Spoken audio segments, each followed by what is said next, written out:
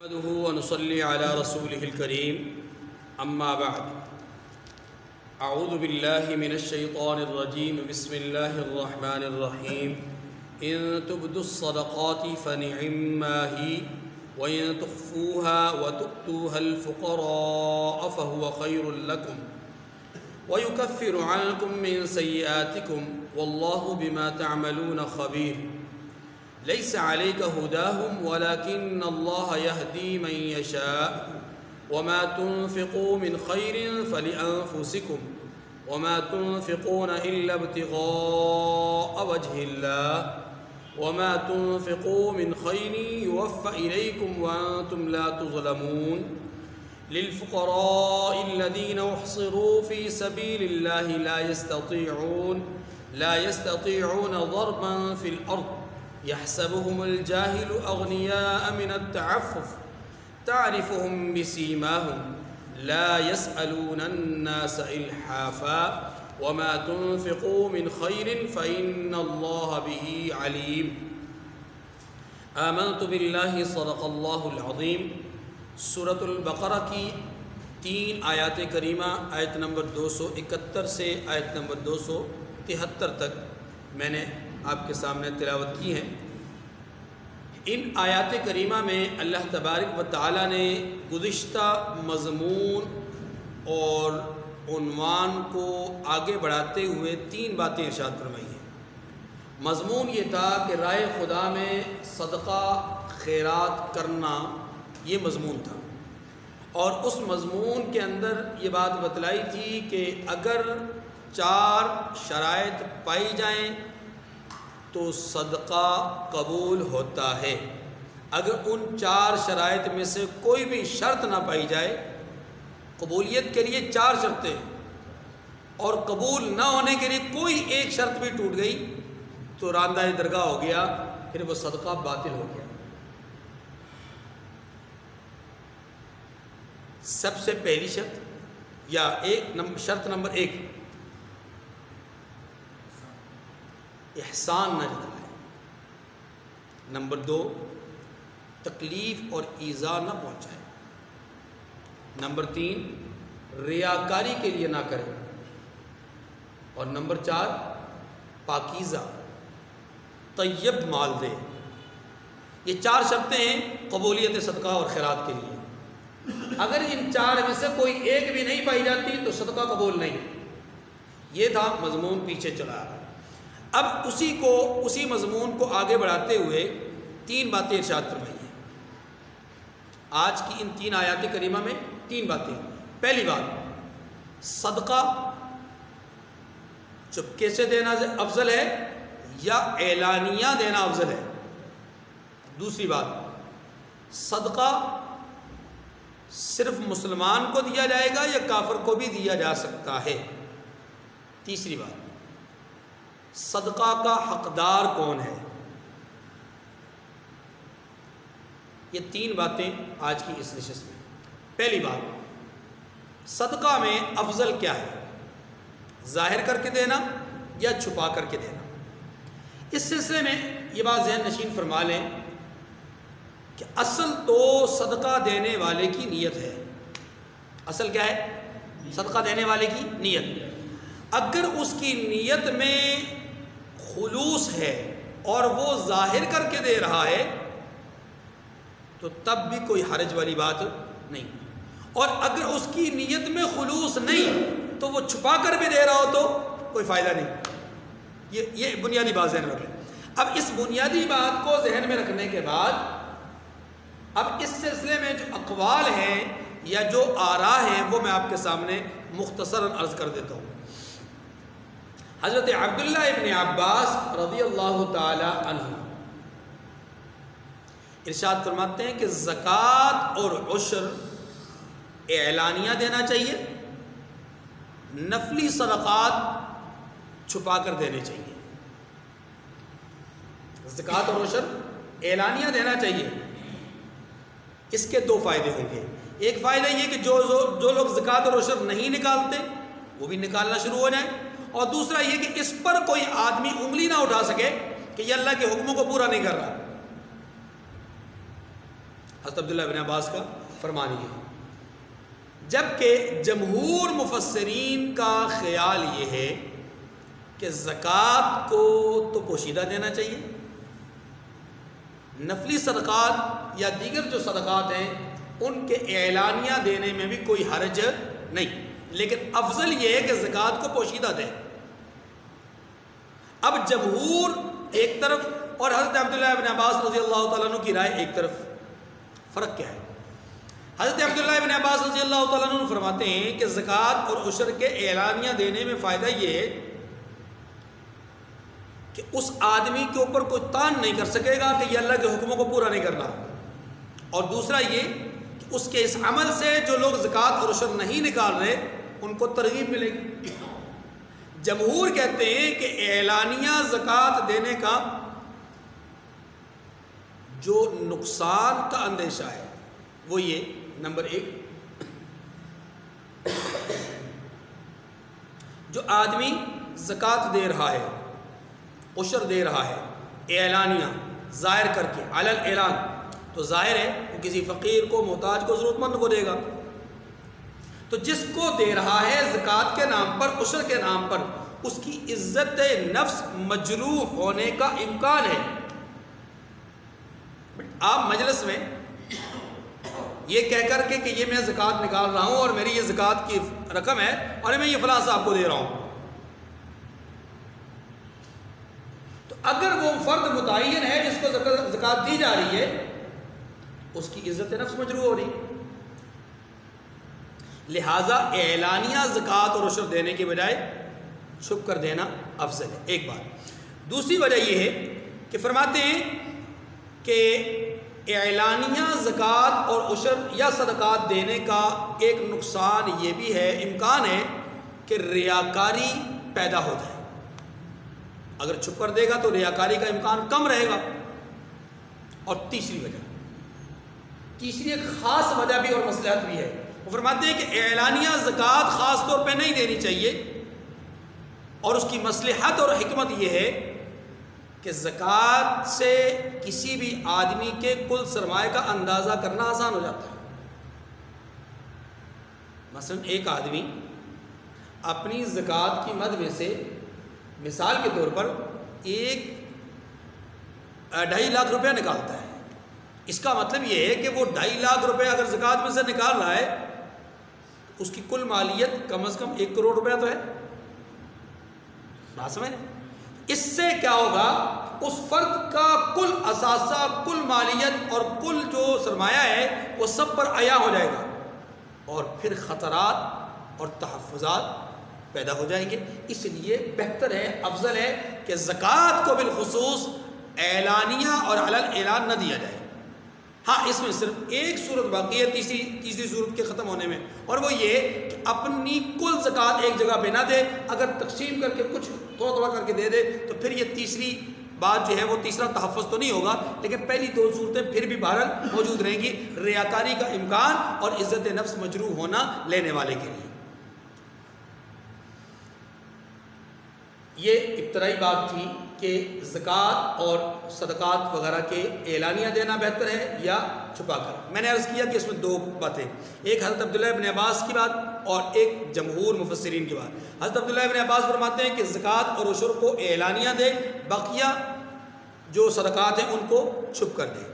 جمہور یہ کہتے ہیں کہ افضل چھپ کر دینا ہی ہے، اعلانیہ دینا نہیں، اور بالخصوص زکوٰۃ کو اعلانیہ نہ دینا افضل ہے، اعلانیہ نہ دینا افضل ہے، اور اس کی 3 حکمتیں اور 3 مصلحتیں اور 3 وجہ میں نے آپ کے سامنے ذکر کی۔ نمبر 1، ریاکاری کا امکان نہیں رہتا یا کم ہوتا ہے، اور نمبر 2، لینے والے کی عزت نفس مجروح نہیں ہوتی چھپ کر کے دینے سے، تنہائی میں دینے سے، اور تیسرا یہ کہ دینے والے کے کل سرمایہ کا علم نہیں ہو پاتا۔ پہلی بات کے حوالے سے یہ بات ذہن میں آ گئی۔ اللہ کے رسول صلی اللہ علیہ وسلم نے بھی پوشیدہ اور چھپ کر صدقات دینے کی ترغیب ارشاد فرمائی ہے، بلکہ وہ حدیث مبارکہ کہ جس حدیث میں یہ بات آتی ہے کہ 7 قسم کے لوگ وہ ہیں کہ جنہیں اللہ قیامت کے دن اپنے عرش کے سائے میں یا اپنے سائے میں جگہ عطا فرمائیں گے۔ ان 7 میں سے ایک وہ آدمی بھی ہے کہ جو صدقہ اس طرح دیتا ہے کہ وہ دائیں ہاتھ سے ادا کرے تو بائیں ہاتھ کو خبر تک نہ ہو. ان 7 میں سے ایک یہ آدمی بھی ہے کہ جسے اللہ اپنے عرش کے سائے میں جگہ نصیب فرمائیں گے. یہ کون سا آدمی ہے؟ جو صدقہ پوشیدہ طور پر، اخفاء کے طور پر، چھپ کر اس انداز میں دے کہ دائیں ہاتھ سے دے رہا ہے تو بائیں ہاتھ کو پتہ بھی نہ چلے کہ اس نے کیا دیا ہے. مراد یہ محاورہ ہوتا ہے کہ بالکل اس نے اپنے اس عمل کو پوشیدہ رکھا. تو اخفاء کر کے، اپنے عمل کو چھپا کر کے، اس طرح کے عمل کو چھپا کر کے ادا کرنا یہ مطلوب ہے. البتہ یہ بات ذہن نشین فرما لیں کہ میں نے بہت تمہید میں جو بات عرض کی تھی کہ اصل ہے دینے والے کی نیت. اگر نیت اس کی خالص ہے اور علی الاعلان اتنے بڑے مجمع میں اٹھ کر کے اگر وہ کچھ رقم دیتا ہے مسجد کے لیے، مدرسے کے لیے، رفاعی ادارے کے لیے، یا کسی بھی مد میں جہاں اپیل ہوتی ہے یا جہاں کہا جاتا ہے کہ یہاں خرچ کیا جائے، علی الاعلان دیتا ہے لیکن نیت میں اس کی فطور نہیں، تو یاد رکھیے یہ بھی بہتر ہے. یہ دوسروں کے لیے ترغیب بنتا ہے. صحابہ کرام رضوان اللہ علیہم اجمعین کے اعمال ہمارے سامنے ہیں. غزوہ تبوک کے موقع پر رحمت دو عالم صلی اللہ علیہ وسلم نے جہاں پر اعلانیہ فرمایا کہ رائے خدا میں مجاہدین کے لیے سرمایہ جمع کرو، تو وہاں پر سب لوگوں نے اعلانیہ ہی لا کر رکھا، حتیٰ کہ وہ شخص کہ جنہوں نے اپنے گھر کا کل سرمایہ اٹھا کر رائے خدا میں دیا وہ بھی اعلانیہ لے کر آ رہے ہیں، اور وہ بھی جنہوں نے آدھا سرمایہ عرض کیا وہ بھی اعلانیہ لے کر آ رہے ہیں، اور وہ بھی کہ جن کے مال کو اللہ کے رسول نے اپنی جولی میں ڈال کر کے اور ان دراہم اور دنانیر کو یوں الٹایا پلٹایا اور پھر کہا معذر عثمان ما عمل بعد اليوم، آج کے بعد عثمان کا کوئی عمل ان کو نقصان نہیں دے گا. انہوں نے بھی اعلانیہ دیا، 1000 دینار دیے، 10,000 درہم دیے، 1000 یا 100 اونٹ سامان سے لدے ہوئے رائے خدا میں دیے. اسی ایک موقع پر تین دفعہ اللہ کے رسول نے فرمایا کون خرچ کرے گا؟ حضرت عثمان کھڑے ہو گئے، یا رسول اللہ میری طرف سے 1000 دینار. کچھ دیر کے بعد پھر اللہ کے رسول نے اعلان فرمایا کون خرچ کرے گا؟ یا رسول اللہ میری طرف سے 10,000 درہم. بات سمجھے؟ پھر ایک موقع پر یعنی اسی جگہ ایک دفعہ اعلان ہوا کون خرچ کرے گا؟ یا رسول اللہ میری طرف سے 100 اونٹ یا 1000 اونٹ، دونوں روایتیں ہیں، 100 اونٹ یا 1000 اونٹ سامان سے لدے ہوئے رائے خدا میں غزوہ تبوک کے موقع پر مجاہدین کے لیے. اور اسلام کی تاریخ کا سب سے زیادہ سخت ترین معرکہ، دشوار ترین معرکہ، اور مجاہدین کے لیے سب سے دور دراز علاقے میں جانے والا معرکہ غزوہ تبوک تھا. اللہ کے رسول صلی اللہ علیہ وسلم نے یہاں پر اپیل فرمائی، ترغیب دی لوگوں کو، تو لوگ جوک در جوک اپنا سامان لے کر آئے. بہرحال تو یہ اعلانیہ تھا. تو یاد رکھیے اگر نیتوں میں فطور نہیں ہے، نیتوں میں خلوص موجود ہے، تو پھر اس طرح کے کسی عمل سے کوئی فرق نہیں پڑتا. اب دیکھیے یہاں پر ایک آدمی پورا کا پورا مال لا کر خرچ کر رہا ہے اور اللہ کے رسول بخوشی قبول کر رہے ہیں. لیکن ایک اور موقع پر ایک آدمی لا کر سونے کی ایک ڈلیا اللہ کے رسول صلی اللہ علیہ وسلم کو پیش کر رہا ہے کہ یا رسول اللہ رائے خدا میں قبول کر لیجئے. اللہ کے رسول نے اس سے پوچھا اس کے علاوہ بھی تیرے پاس کچھ ہے گھر والوں کے لیے؟ یا رسول اللہ اس کے علاوہ تو کچھ نہیں. اللہ کے رسول نے ایسے ہی وہ سونے کی ڈلیا پکڑی، حدیث میں آتا ہے ایسے ہی اس کی گود میں پھینک دی، ایسے اس کی گود میں پھینک دی اور فرمایا کیا یہ چاہتے ہو کہ آج رائے خدا میں دو اور کل لوگوں کے سامنے بھیک مانگو؟ یعنی یہاں سے یہ بھی ایک بات معلوم ہوتی ہے کہ نیت جو خرچ کرنے والا ہے اس کی استقامت کو بھی دیکھا جائے گا کہ کس قدر استقامت والا آدمی. بہرحال تو اللہ کے رسول صلی اللہ علیہ وسلم نے بھی ترغیب ارشاد فرمائی ہے، اور وہ ترغیب زیادہ تر یہی ہے کہ چھپ کر خرچ کیا جائے، لیکن کبھی کبھی ظاہراً خرچ کرنے میں بھی کوئی حرج، اور یہی بات قرآن پاک نے بھی ہمیں سمجھائی ہے. اب پہلی آیت کریمہ کو تو کیے، پھر دوسری بات کریں گے. ان تبدوا الصدقات فنعما ہی، اگر تم خیرات ظاہر دو تو وہ بھی خوب ہے، اچھی ہے. لیکن وَإِن تُخْفُوهَا وَتُؤْتُوهَا الْفُقَرَاءَ فَهُوَ خَيْرٌ لَكُمْ، اور اگر پوشیدہ دو اور وہ بھی اہل حاجت کو تو وہ خوب تر ہے، وہ خوب نہیں خوب تر ہے۔ پہلے والی اچھی ہے اور یہ والی کیا ہے؟ خوب تر ہے، یعنی بہت ہی بہتر، یعنی گڈ اور ایکسیلنٹ۔ ہم وہ کہتے ہیں نا طلباء اسٹوڈنٹس کو لکھتے ہیں جناب اس کا بیہیویئر کیا ہے؟ گڈ، اس کا بیہیویئر کیا ہے؟ ایکسیلنٹ۔ تو یہ جو صدقات کو ظاہر کر کے دینا ہے اچھا ہے، لیکن چھپا کر کے دیا جائے تو خوب تر ہے، بہت ہی بہترین ہے۔ فرمایا وَيُكَفِّرُ عَنْكُمْ مِنْ سَيِّئَاتِكُمْ۔ دوسری بات یہ ارشاد فرمائی کہ یہ جو صدقات ہیں یہ فرمایا تمہارے گناہوں کو بھی دور کر دیں گے، یعنی چھپ کر کے صدقات دینا یا ظاہراً لیکن اچھی نیت کے ساتھ دینا یہ تمہارے گناہوں کو مٹا دیں گے۔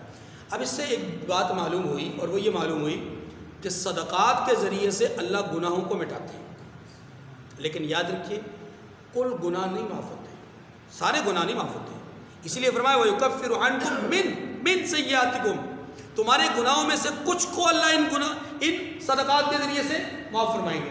رحمت دو عالم صلی اللہ علیہ وسلم نے صدقات کے حوالے سے یہ ارشاد فرمایا ہے ان الصدقۃ لتطفئ غضب الرب، صدقات جو ہوتے ہیں یہ اللہ کے غصے کو ٹھنڈا کرتے ہیں۔ صدقہ دینا اللہ کے غصے کو ٹھنڈا کرتا ہے۔ اللہ تعالیٰ بہت غضب بہت غصے میں ہو، کوئی انسان رائے خدا میں کچھ خرچ کر دے، ظاہر غصہ اللہ کن لوگوں پہ کرتے ہیں؟ اللہ انہی لوگوں پہ غصہ کرتے ہیں جن سے گناہ صادر ہوتا ہے، جن سے کوئی غلطی ہوتی ہے، جن سے کوئی خطا ہوتی ہے۔ اب اس خطا، اس غلطی اور اس نافرمانی کی بنیاد پر جب اللہ کا غصہ اور اللہ کا غضب شدت اختیار کرتا ہے، ایسے میں اگر کوئی بندہ اس رب کی رضا کے لیے کچھ مال اس کی رضا کے لیے خرچ کرتا ہے اس کا غصہ ٹھنڈا ہو جاتا ہے۔ حدیث مبارکہ، پھر ایک اور حدیث مبارکہ میں اللہ کے رسول صلی اللہ علیہ وسلم نے یہ بھی ارشاد فرمایا کہ ان الصدقۃ ظل المؤمن یوم القیامہ، کہ صدقہ مومن کے لیے قیامت والے دن سایہ کی طرح ہوگا۔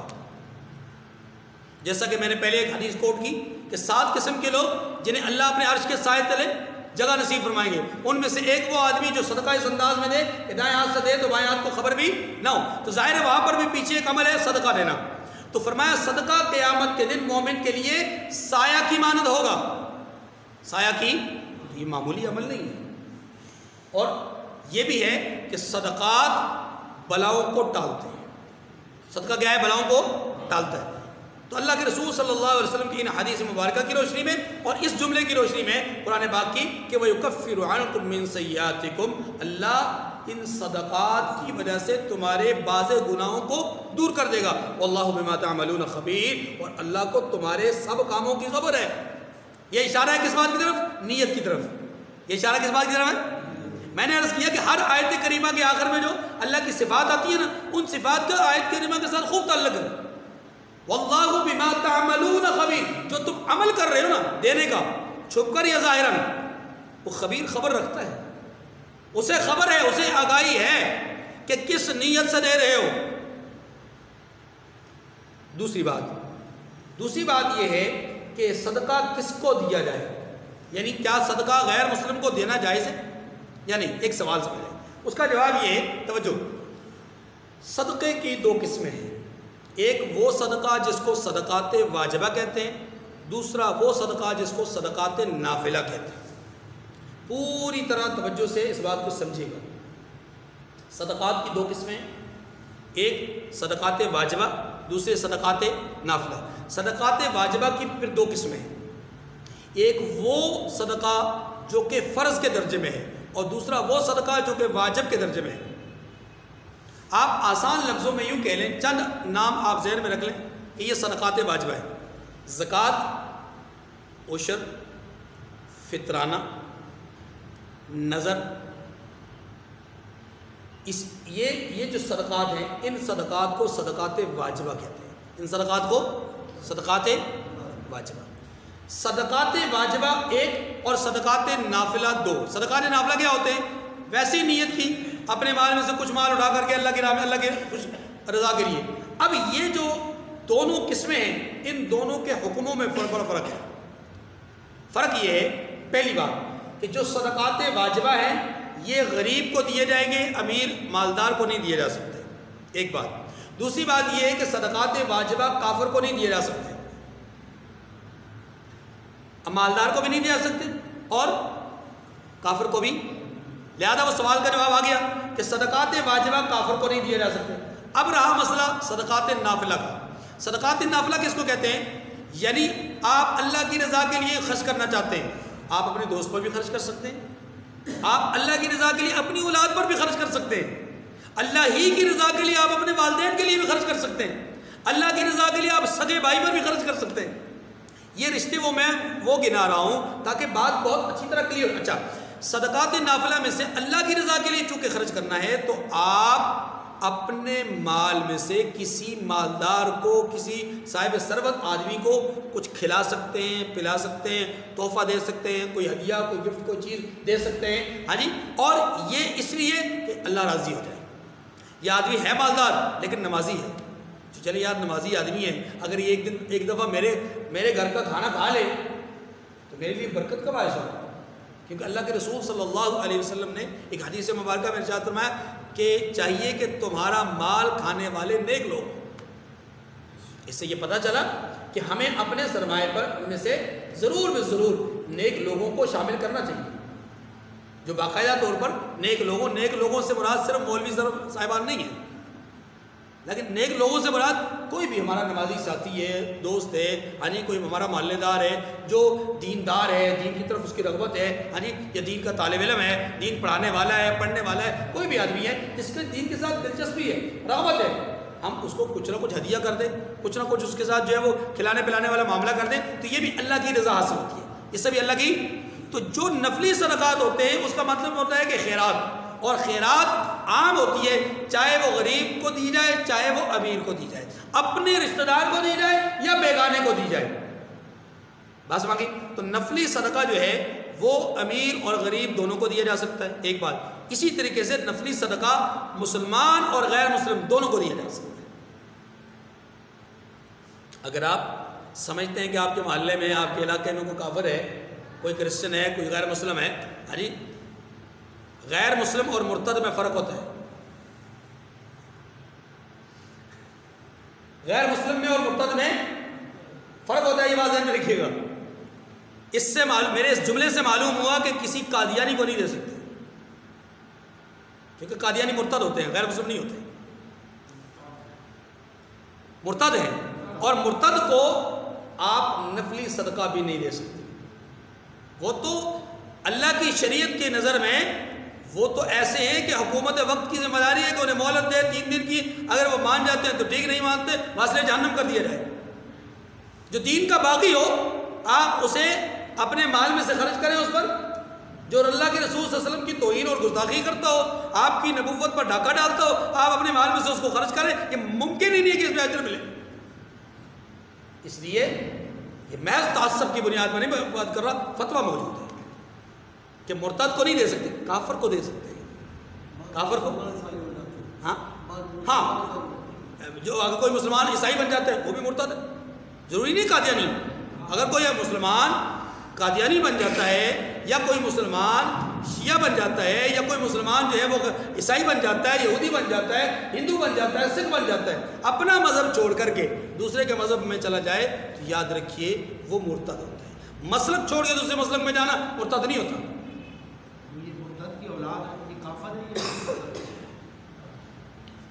ہم ان کو مرتد ہی کے حکم میں رکھتے ہیں، اتنی بات سمجھ میں آ گئی۔ تو مرتد کو نفلی صدقات دینا درست نہیں ہے، لیکن جو کافر ہے اس کو نفلی صدقات دے سکتے ہیں۔ لیکن کافر کی بھی 2 قسمیں ہیں، کافر کی بھی تھوڑی سی تفصیل سمجھ لینا جی، کچھ چیزوں میں تفصیل سمجھ لینا ضروری ہوتی ہے، اچھا ہوتا ہے۔ جو کافر ہے اس کی 2 قسمیں، ایک کافر وہ ہے جو آپ کے اپنے مسلمانوں کے ماتحت زندگی گزار رہا ہے، اس کو کہتے ہیں ذمی کافر۔ کیا کہتے ہیں؟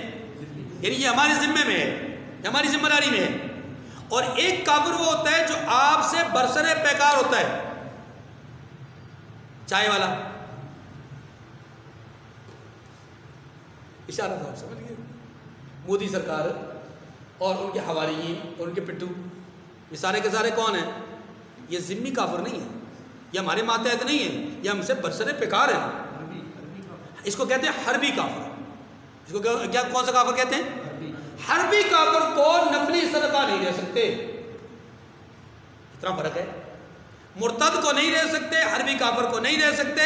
البتہ جو کافر آپ کے ملک میں آپ کے ماتحت آپ کے قانون، آپ کے ضابطے، آپ کے دین اور آپ کے شریعت کے اصولوں کو تسلیم کرتا ہو، اگرچہ مانتا نہ ہو، تسلیم کرتا ہو، تسلیم سے مراد یہ اس کے ماتحت رہنا گوارا کرتا ہو، ان قوانین کے ماتحت رہنا گوارا کرتا ہو، ایسے کافر کو آپ اپنے نفلی صدقات دے سکتے ہیں، قربانی کا گوشت دے سکتے ہیں، لیکن مرتد کو یا حربی کافر کو نہیں دے سکتے۔ یہ صرف اور صرف دین کی بنیاد پر ہے۔ الحب للہ والبغض للہ، محبت بھی اللہ کے لیے اور بغض بھی، ٹھیک ہے جی، یہ دوسرا مسئلہ حل ہو گیا۔ اب دیکھیے آیت کریمہ کو، فرمایا لیس علیک ہداہم ولکن اللہ یہدی من یشاء، فرمایا اے محبوب آپ ان لوگوں کی ہدایت کے ذمہ دار نہیں ہیں، بلکہ اللہ ہی جس کو چاہتے ہیں ہدایت بخشتے ہیں۔ کیا مطلب؟ یہ جو کافر ہیں جن کے در پہ آپ ہوئے ہیں کہ انہیں کچھ مال دے کر کے ان کا دل نرم کیا جا سکتا ہے، جن کو مؤلفۃ القلوب کہتے ہیں، اصل میں یہ اشارہ ہے اس بات کی طرف۔ رسول اللہ صلی اللہ علیہ وسلم سن 6 ہجری تک، صلح حدیبیہ سے پہلے تک آپ صلی اللہ علیہ وسلم ارشاد فرمایا کرتے تھے تصدقوا علی اہل دینکم، اپنے دینی بھائیوں پر صدقہ کیا کرو، اور آپ یہ ارشاد فرمایا کرتے تھے کہ لا تصدقوا الا علی اہل الاسلام، مسلمانوں کے سوا کسی کو صدقہ نہ دینا، یہ آپ ارشاد فرمایا کرتے تھے۔ اور اسی طریقے سے آپ یہ فرمایا کرتے تھے کہ تؤخذ من اغنیائہم، کہ صدقات یہ مسلمانوں کے امیروں اور مالداروں سے لیے جائیں گے، فَتُرَدُّ عَلَىٰ فُقَرَائِهِمْ، اور ان صدقات کو مسلمان امیروں سے لے کر کے مسلمان فقراء میں تقسیم کیا جائے گا۔ اور قرآن پاک نے بھی اس بات کی طرف اشارہ کیا کہ خُذْ مِنْ أَمْوَالِهِمْ صَدَقَةً تُطَهِّرُهُمْ وَتُزَكِّيهِمْ بِهَا وَصَلِّ عَلَيْهِمْ إِنَّ صَلَاتَكَ سَكَنٌ لَهُمْ۔ اگرچہ پوری طرح اس آیت کریمہ کا مصداق یہ عمل نہیں، لیکن بہرحال اس میں کسی حد تک اشارہ موجود ہے۔ تو ان تمام آیات اور احادیث مبارکہ سے یہ بات معلوم ہوتی ہے کہ صدقات مسلمانوں سے لیے جائیں، مسلمانوں میں دیے جائیں، مسلمانوں کے سوا کسی غیر مسلم کو صدقات نہ دیے جائیں۔ اسی لیے فقہا نے یہ مسئلہ مستنبط کیا ہے کہ صدقات کی 2 قسمیں ہیں، ایک وہ صدقات کہ جو کہ واجبہ ہوتے ہیں، دوسرے وہ صدقات جو کہ نافلہ۔ صدقات واجبہ صرف مسلمان کو دیے جائیں گے اور مسلمان میں سے بھی وہ جو ضرورت مند ہو۔ صدقات نافلہ وہ ضرورت مند یا غیر ضرورت مند دونوں کو دیے جا سکتے ہیں، مسلم اور غیر مسلم دونوں کو دیے جا سکتے ہیں۔ البتہ غیر مسلموں میں یہ ضرور ہے کہ ذمی غیر مسلم ہو، وہ حربی غیر مسلم نہ ہو۔ اور نمبر 2، مرتد کو صدقات نافلہ بھی نہیں دیے جا سکتے، ٹھیک ہے۔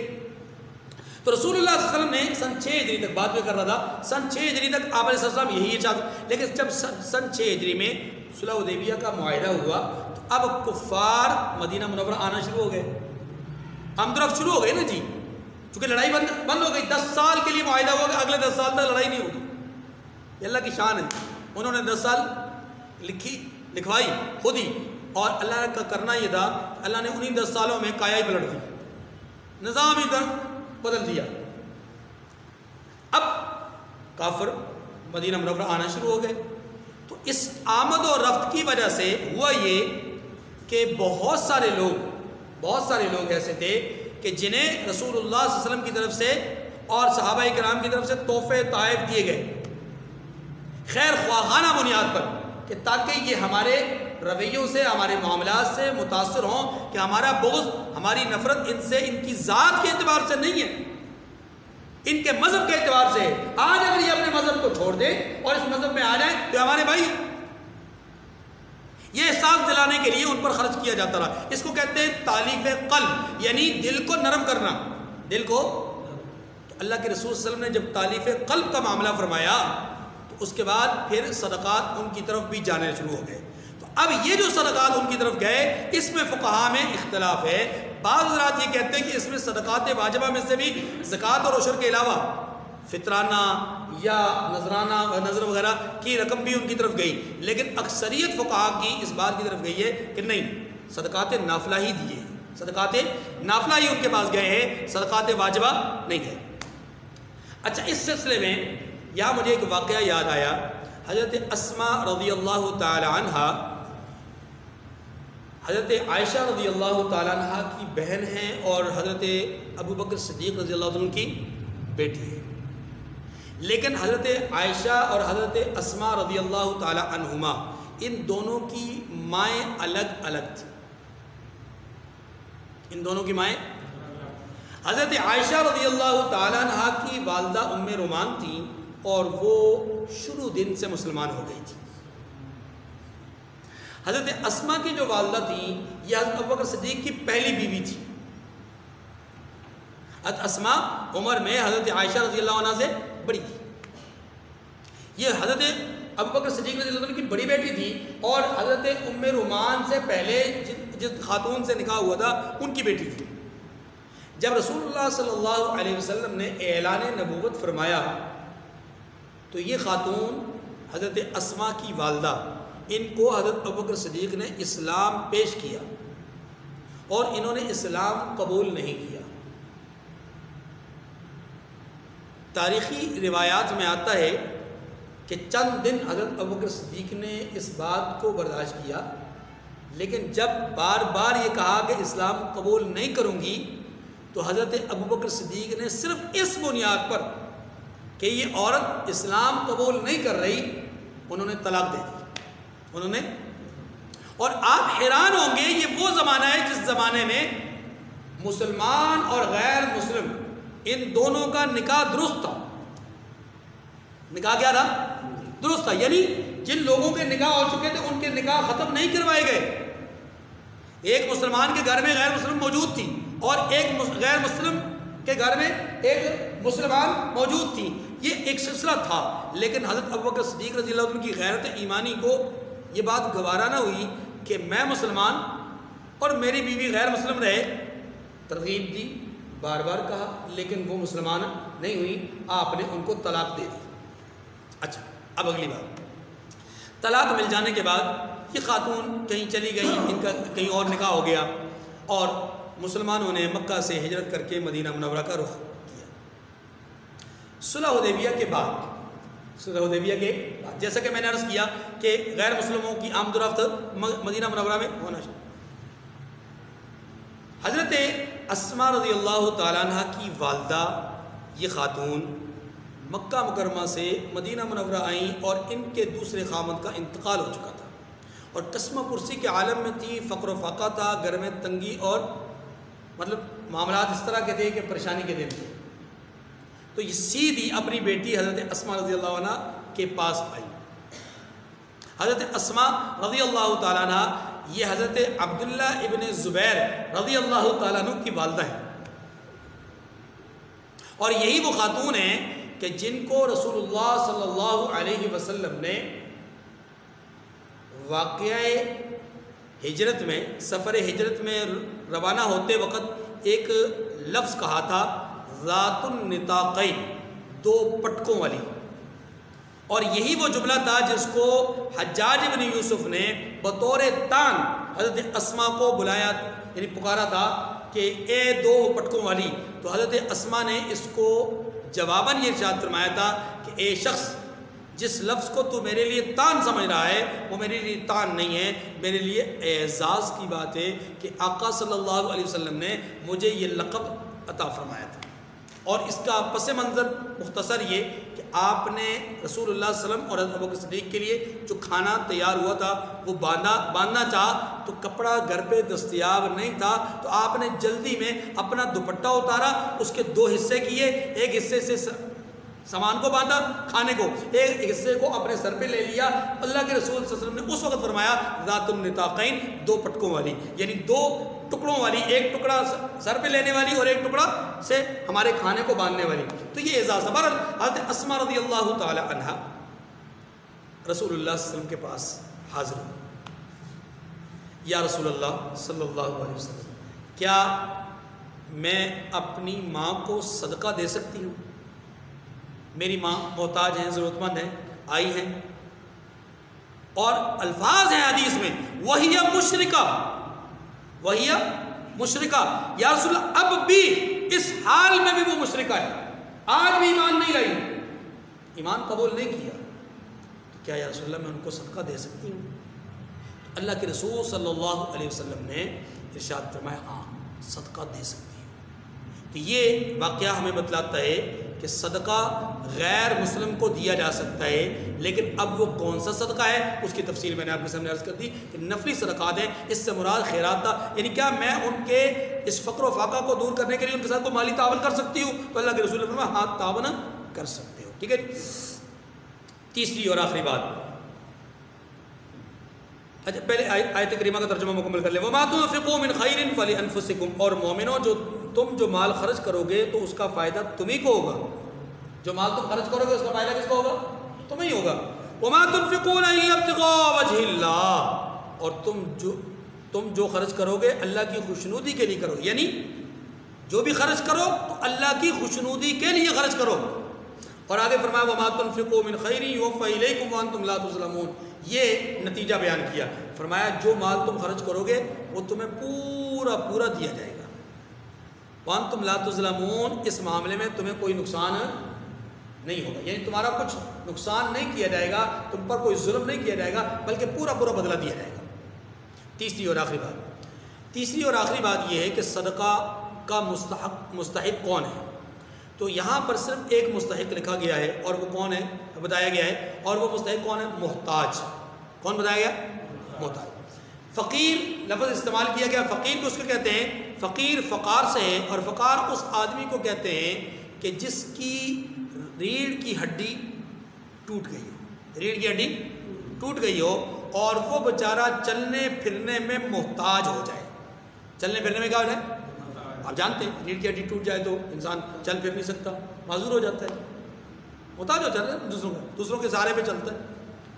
فرمایا جو فقیر ہوتا ہے نا، فقیر کو بھی فقیر اسی لیے کہتے ہیں کہ یہ سروائیو نہیں کر پاتا، اپنی ضروریات پوری کرنے کے لیے یہ دوسروں کا محتاج ہوتا ہے۔ یہ اپنی ضروریات پوری کرنے کے لیے کیا ہوتا ہے؟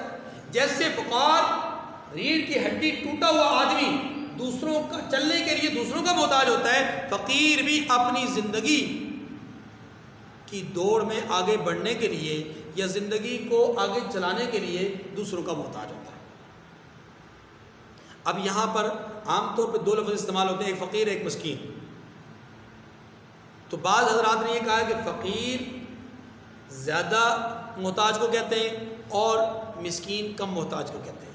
بعض حضرات نے اس کا برعکس لکھا ہے کہ مسکین زیادہ محتاج کو کہتے ہیں، فقیر، لیکن جو جمہور کی رائے وہ یہی ہے کہ فقیر زیادہ محتاج ہوتا ہے، مسکین وہ جو کم محتاج۔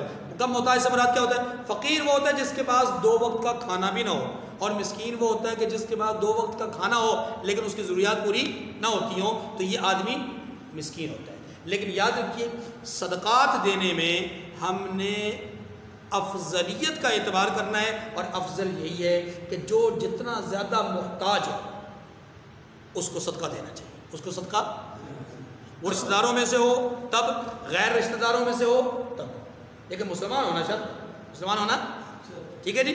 یہاں صدقے سے مراد صدقات واجب ہے، یہاں صدقات سے مراد کیا ہے؟ صدقات نافلہ نہیں ہے، صدقات نافلہ مطلقاً ہے۔ فرمایا للفقراء الذين احصروا في سبيل الله لا يستطيعون ضربا في الارض، اور تم جو مال خرچ کرو گے تو ان حاجت مندوں کے لیے خرچ کرو جو اللہ کی راہ میں رکے بیٹھے ہیں اور ملک میں کسی طرف جانے کی طاقت نہیں رکھتے، تو حاجت مندوں کو، ضرورت مندوں کو خرچ کریں۔ اب یہاں حاجت مندوں کے لیے ایک قید لگائی گئی، اور وہ قید کیا ہے؟ اس کو ذرا غور سے سنیے گا۔ یہ قید یہ ہے کہ وہ لوگ زیادہ حاجت مند ہیں کہ جو اپنا کام کاج نہیں کر سکتے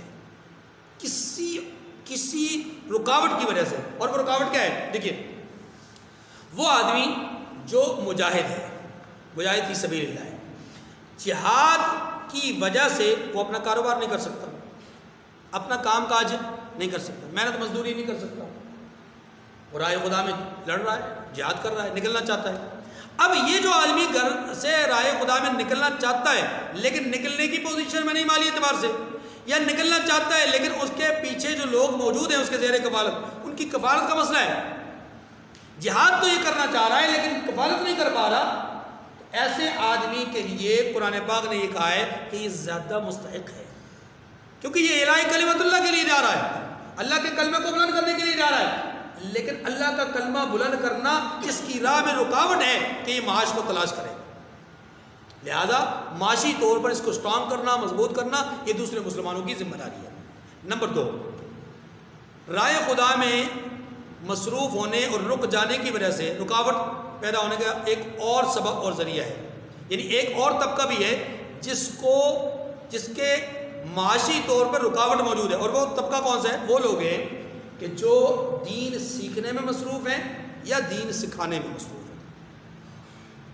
یہ جو مدارس میں پڑھنے والے لوگ ہیں یہ اصل میں وہی لوگ ہیں جنہیں اللہ کے لیے روکا گیا ہے، یعنی یہ قرآن پڑھنے، اس کا ترجمہ، اس کی تفسیر، فقہ پڑھنے، اس کے اصول کو، اس کے ضوابط کو، یعنی اصول فقہ کو جاننے، احادیث اور اس کے اصول کو، مبادی کو جاننے کے حوالے سے مصروف کار ہوتے ہیں۔ اب اگر یہ لوگ مدارس میں پڑھنا چھوڑ دیں اور یہ لوگ بھی کام کاج میں لگ جائیں، سارے لوگ مدارس سے نکل جائیں، تو نتیجہ کیا ہوگا؟ 8 مارچ جو وہ چاہتے ہیں وہی ہوگا۔ بات سمجھ میں آ رہی؟ تو اللہ تعالیٰ نے دین کو ان چند نفوس قدسیہ کی برکت سے قائم اور دائم رکھا ہوا ہے، ہم سمجھیں یا نہ سمجھیں، اللہ تعالیٰ نے انہی لوگوں کی برکت سے دین کو قائم و دائم رکھا ہے۔ یہ جو ہم مساجد میں بیٹھے ہوئے آرام سکون سے دین پڑھ رہے ہیں، پڑھا رہے ہیں، اس کے پیچھے مدارس ہیں۔ ہم میں سے بہت سارے لوگوں کی داڑیاں موجود ہیں، اس کے پیچھے مدارس ہیں۔ ہم میں سے بہت سارے لوگ مسجد میں آ کر کے باجماعت نماز ادا کرتے ہیں، پیچھے مدارس ہیں۔ تبلیغی جماعت چل رہی ہے، پیچھے مدارس ہیں۔ لوگ دین پر عمل کر رہے ہیں، پیچھے مدارس ہیں۔ مدارس بنیاد ہیں، یہ بات ذہن میں رکھیے گا۔ جب مدارس کو استبل خانے بنا دیا جائے گا، جب مدارس کو کھنڈرات میں تبدیل کر دیا جائے گا، جب مدارس کو تہوبالا کر دیا جائے گا، جب مدارس کو بند کر دیا جائے گا، مدارس کے نظام کو مفلوج کر دیا جائے گا، جب مدارس کے سسٹم کو اپنے ناپاک عزائم کے تحت ان کو جو ہے وہ خراب کر دیا جائے گا، تو پھر کیا ہوگا؟ پھر لوگوں میں بے دینی عام ہو جائے گی۔ آج ہی آپ اندازہ کر لیں، بہت یعنی اغیار کی سازشوں کی وجہ سے علماء سے لوگوں کی محبت کم ہوئی، اس کے نتیجے میں کیا ہوا؟ مساجد ویران ہو گئی۔ سامنے جو آپ کے ڈھال ہیں وہ کون ہے؟ مولوی، کہ مولوی کو بدنام کیا گیا، عالم کو بدنام کیا گیا، اور اس عالم کی بدنامی کا اثر یہ پڑا کہ جس کے دل میں عالم کی قدر ختم ہو گئی، وہ عالم کے پیچھے کھڑے ہو کے نماز کیوں پڑھے گا؟ وہ عالم کی تقریر کیوں سنے گا؟ وہ عالم کا واعظ کیوں سنے گا؟ وہ عالم کی بات کیوں سنے گا؟ عالم کے درس میں کیوں بیٹھے گا؟ عالم کی گفتگو کو کیوں سنے گا؟ اس کے مسائل کو کیوں سنے گا؟ اس کا تو اعتماد ہی اٹھ گیا، اس کا تو اعتماد ہی۔ تو آج اگر علماء کے حوالے سے لوگوں کے دلوں میں محبت کم کی گئی تو اس کا نتیجہ ہم نے دیکھ لیا، مساجد ویران ہو گئی۔ اب اگر بالکل ہی مدارس کو بند کر دیا جائے، سیل کر دیا جائے، اور مدارس کو مفلوج بنا دیا جائے، اور ان کے نظام کو بالکل ختم کر دیا جائے، تو پھر نتیجہ کیا نکلے گا؟ لوگ صرف مساجد کو ویران نہیں کریں گے، بلکہ یہی مسجدیں استبل خانے بن جائیں گے۔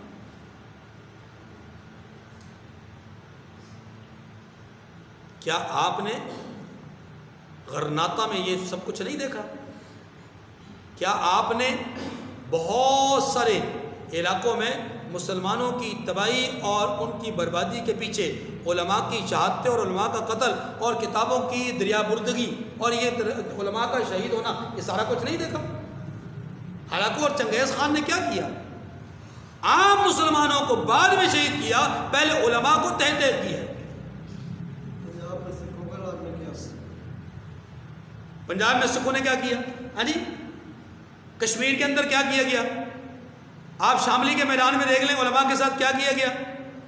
انڈیا کے اندر مسلمانوں کی علماء کی لاشوں کو درختوں کے ساتھ لٹکایا گیا۔ کیوں کرتے ہیں ایسا؟ اس لیے کہ جانتے ہیں کہ یہی علماء ہیں جو انبیاء کے وارث ہیں۔ انبیاء کی وراثت کیا ہے؟ دین کے وارث یہ ہیں۔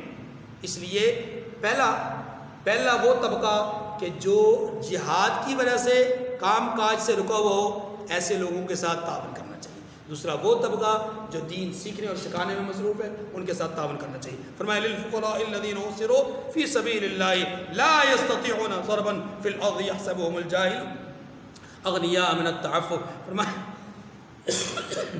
یہ آپ کا صدقہ، آپ کا معاملہ یعنی آپ کے خیرات وغیرہ ان حاجت مندوں کے لیے ہے جو اللہ کی راہ میں رکے بیٹھے ہیں اور ملک میں کسی طرف جانے کی طاقت نہیں رکھتے. حضرت ابو ہریرہ رضی اللہ تعالیٰ عنہ اصحاب صفہ میں سے ہیں، کہتے ہیں کہ کئی دفعہ ایسا ہوا کہ مجھ پر غشی طاری ہوئی، بے ہوش ہو گیا اور لوگ یہ سمجھے کہ شاید جنون کی وجہ سے ایسا ہوا یا مرگی کی وجہ سے ایسا ہوا، لیکن حقیقت یہ کہ نہ جنون ہوتا تھا نہ مرگی ہوتی تھی، وہ تو بھوک کی وجہ سے غشی طاری ہوتی تھی. اصحاب صفہ میں سے سب سے زیادہ روایات ان سے، کیونکہ ہر وقت دربار رسالت میں موجود رہے. یحسبهم الجاہل اغنیاء من التعفف، بڑا زبردست جملہ ہے. فرمایا یہاں تک کہ نہ مانگنے کی وجہ سے، یعنی بعض لوگ ہوتے ایسے ہیں کہ ضرورت مند ہوتے ہیں، اللہ کے راستے میں مصروف ہونے کی وجہ سے کما کچھ نہیں سکتے یا کمانے کی پوزیشن میں نہیں ہوتے یا جتنی ان کی کمائی ہوتی ہے وہ اس قابل نہیں ہوتی. بہت ساری مسجدوں میں، بہت سارے معاملات میں، بہت ساری جگہوں میں اب بھی 7-8 ہزار روپے کمائیں. ہاں جی، وہاں کیا کرے گا وہ؟ جس کی 8,000 10,000 روپے اس دور میں تنخواہ، بچے ہیں اس کے، وہ کیا سمجھ کرے گا؟ لیکن مسجد کی وہ خدمت کر رہا ہے، صفائی کر رہا ہے، مسجد کے اندر نمازوں کے اہتمام کر رہا ہے، یا کوئی درس دے رہا ہے، یا واعظ و نصیحت کر رہا ہے، یا مطلب بچوں کو پڑھا رہا ہے، یہ سارے معاملات اگر کر رہا ہے تو وہ اللہ کی راہ میں مصروف ہونے کی وجہ سے رکا ہوا ہے. ایسے لوگوں کے ساتھ تعاون کرنا چاہیے. فرمایا للفقراء یحسبهم الجاہل اغنیاء من التعفف، یہ لوگ وہ ہوتے ہیں کہ جو نہ مانگنے کی وجہ سے بظاہر ایسا لگتا ہے کہ بڑے ٹھاٹ باٹ میں ہیں، عیش و عشرت میں ہیں، تو جو آدمی ناواقف ہوتے ہیں نا وہ سمجھتے ہیں کہ یہ مالدار ہے، غنی ہے، جبکہ حقیقت میں ایسا ہوتا نہیں. تعرفهم بسیماہم، فرمایا تم قیافے سے ان کو صاف پہچان لو گے. یعنی اگر تمہاری نگاہ دور رس ہے تو تم پہچان لو گے کہ یہ واقعی ضرورت مند ہے، لیکن اپنی ضرورت کو دوسروں کے سامنے بیان نہیں کرتے. اور اگر کبھی، اگلا جملہ، اگر کبھی ضرورت محسوس ہو جائے کسی سے کوئی چیز مانگنے کی تو لپٹیں گے نہیں. یہ نہیں کہ پیچھے پڑ گئے. یاد رکھیے جو آدمی پیچھے پڑ رہا ہے پھر اس پہ شک ہے کہ وہ آدمی قرآن کی روشنی میں وہ ضرورت مند نہیں ہے. میں تو ایک ہی بات جانتا ہوں، جو آدمی پیچھے پڑ جاتا ہے مجھے تو ایسے لگتا ہے جیسے وہ ضرورت مند نہیں. قرآن پاک نے نشانی بتائی ہے کہ ضرورت مند آدمی پیچھے نہیں پڑے گا. ضرورت مند آدمی ایک دفعہ اسباب کے درجے میں کسی سے کہہ دے گا کہ صاحب یہ ضرورت ہے، چوہدری صاحب یہ ضرورت ہے، اگر کوئی گنجائش نکلتی ہے تو بس وہ کہہ کے چلا جائے گا. اب اگر اس کے نصیب میں وہاں سے ہوا تو وہاں سے ملے گا، نہیں اس کی توجہ بہرحال اللہ کی طرف. اسباب کے درجے میں اس نے ایک دفعہ ذکر کر دیا، کمیٹی سے یا کسی خاص صاحب ثروت سے ایک دفعہ ذکر کرے گا، پیچھے نہیں پڑے گا. بہت سارے لوگ ایسے ہوتے ہیں جو ایک دفعہ بات کرتے ہیں پھر پیچھے پڑ جاتے ہیں. مثلا کسی نے اگر کہہ دیا کہ جناب میں آپ کے ساتھ کبھی کوئی تعاون کروں گا تو وہ پیچھے پڑ جاتے ہیں. جناب وہ آپ نے کہا تھا آپ تعاون کریں گے، وہ آپ نے کہا تھا کہ آپ عمرے پہ بھیجیں گے، وہ پھر کب بھیج رہے ہیں عمرے پہ، وہ آپ یہ کریں گے کب کریں گے، ایسا کر. یہ سارے معاملات جو ہیں یہ پیچھے پڑ جانے والا معاملہ. یاد رکھیے اس سے قرآن پاک کے اس جملے سے لگتا ہے کہ شاید یہ ضرورت مند نہیں ہے، واللہ عالم، لیکن قرآن پاک کے اس جملے سے لگتا ہے. فرمایا یحسبهم الجاہل اغنیاء من التعفف تعرفهم بسیماہم، نہ مانگنے کی وجہ سے لوگ ان کو غنی سمجھتے ہیں، لیکن آپ ان کو اپنی قیافہ شناسی کی وجہ سے پہچان سکتے ہیں. لا يسألون الناس الحافا، لوگوں سے لپٹ کر مانگتے نہیں، لوگوں سے لپٹ کر مانگتے. اللہ وما تنفقوا من خیر فإن اللہ بہ علیم. اس سے یہ بھی پتہ چلا کہ یہ جو عام طور پہ بیکاری ہوتے ہیں ان کا حال یہی ہوتا ہے، لپٹ جاتے ہیں پیچھے. ٹھیک ہے، وما تنفقوا من خیر فإن اللہ بہ علیم. آخری جملہ فرمایا جو مال تم خرچ کرو گے اس میں کوئی شک نہیں اللہ اس کو جانتا ہے، نیت کے اعتبار سے بھی، انجام کے اعتبار سے، مقدار کے اعتبار سے، معیار کے اعتبار سے، ہر چیز کے اعتبار سے اللہ ان کو خوب جانتا ہے. اللہ تعالیٰ مجھے اور آپ کو سمجھنے کی توفیق کامل نصیب فرمائے. وآخر دعوانا ان الحمد للہ.